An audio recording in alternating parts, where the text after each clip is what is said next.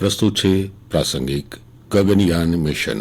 સંપાદન અને પઠન કલ્પના શાહ.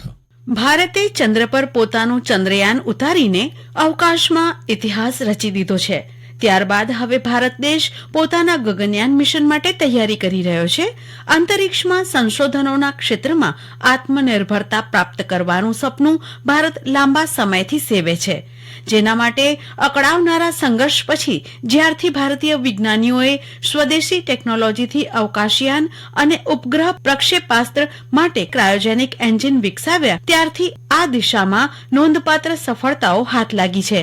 ગગનયાન દેશનું પ્રથમ માનવ અવકાશ ઉડાન મિશન છે, જે અંતર્ગત 4 અવકાશયાત્રીઓને અવકાશમાં લઈ જવામાં આવશે. આ વર્ષે એક માનવરહિત ટેસ્ટ ફ્લાઇટ હશે, જેમાં વ્યોમિત્ર રોબોટ મોકલવામાં આવશે.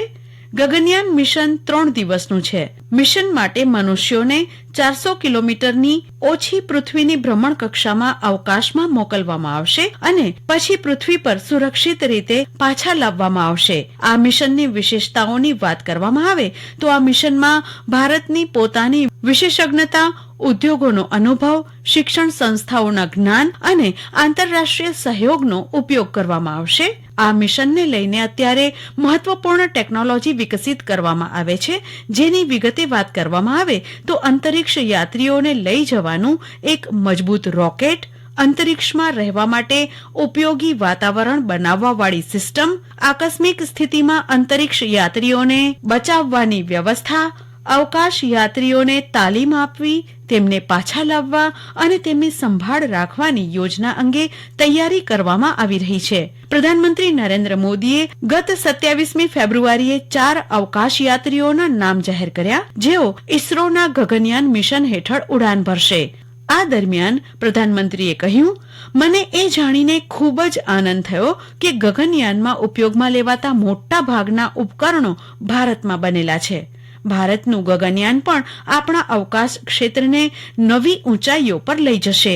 પ્રધાનમંત્રી મોદીએ જાહેરાત કરી છે કે ગગનયાનમાં મુસાફરી કરી રહેલા 4 ભારતીય અવકાશ યાત્રીઓ બાલકૃષ્ણન નાયર, અંગદ પ્રતાપ, અજીત કૃષ્ણન અને શુભાંશુ શુક્લા હશે.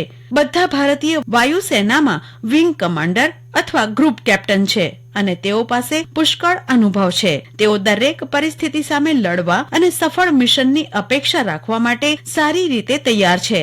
ઇસરો અને રશિયન સ્પેસ એજન્સી ગ્લાવ કોસ્મોસ એ 4 અવકાશયાત્રીઓની તાલીમ માટે જૂન 2019માં એક MOU પર હસ્તાક્ષર કર્યા હતા. 4 અવકાશયાત્રીઓએ ફેબ્રુઆરી 2020 થી માર્ચ 2021 સુધી રશિયાના યુરી ગાગરીન કોસ્મોનોટ ટ્રેનિંગ સેન્ટરમાં તાલીમ લીધી હતી. અમેરિકન સ્પેસ એજન્સી નાસા પણ આ વર્ષના અંત સુધીમાં અવકાશયાત્રીઓને તાલીમ આપશે.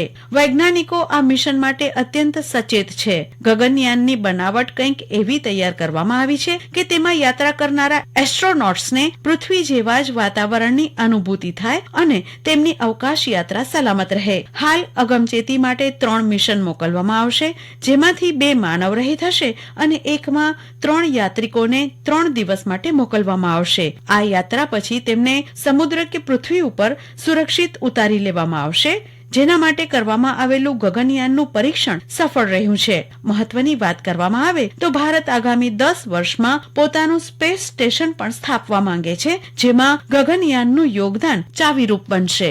ગગનયાનની સફળતા ભારતના અવકાશ સંશોધનો માટે ઐતિહાસિક અને ભાવિ પડકારોનો સામનો કરવામાં ઉપયોગી પુરવાર થશે.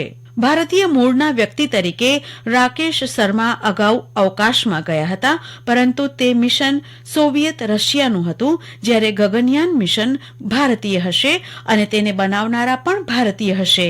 ગગનયાન મિશન આત્મનિર્ભર ભારતનું શ્રેષ્ઠ ઉદાહરણ હશે. ભારતના અવકાશ યાત્રાના ઇતિહાસમાં આ એક સીમાચિહ્ન રૂપ સાબિત થશે.